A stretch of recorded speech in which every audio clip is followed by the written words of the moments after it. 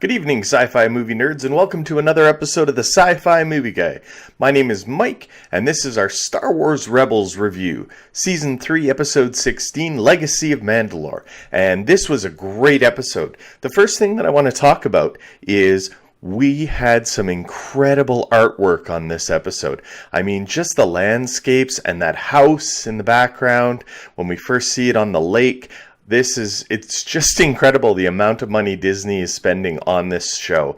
The storyline was fantastic. It was a little slow at the beginning, I thought, but then we get into, Mandalorians and what's happened with Sabine's family and how they're serving the Empire. And I really love the fact that Sabine is coming back home. I'm a little sad that she probably isn't going to be a main character for a while, but I'm sure the Mandalorians will feature prominently in the last season, like season 4 and possibly 5. Somehow I think Sabine will get back with the Rebels once Mandalore gets together.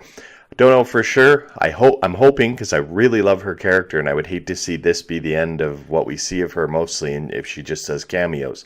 Now, Kanan and Ezra were kind of supporting characters in this, and we really had more of the Mandalorians be the main characters in this, and I really like that. I like the fact that we're getting new stories and new characters, and they're setting something up with Mandalore for later on, I think. We're not sure if Season 4 is going to be the last season or Season 5. I think it's going to be Season 5, but we're going to find out at Star Wars Celebration in April, because I think they're going to talk a lot more about what's going to go on with Star Wars Rebels and what the next animated series is going to be as well after Rebels, because I think they're going to announce that at this year's Celebration. The music in this episode, again, I cannot get into enough about how good the music is in Star Wars Rebels. It's just phenomenal. And the way that it builds, you're sitting there watching it, and you get this tightness in your chest almost. The lightsaber battle, dark saber battle that Sabine had was fantastic. I think she's getting a little too good too fast, though.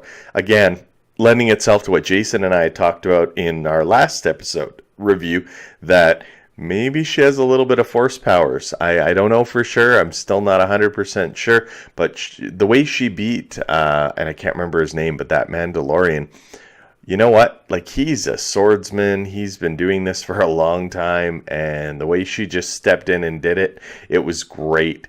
But getting a little too powerful, a little too quickly. I know it's a cartoon and we're watching it and it's for kids sometimes, but I would have liked to have seen her maybe get into a little bit of trouble and Kanan or Ezra have to come in and give her a hand.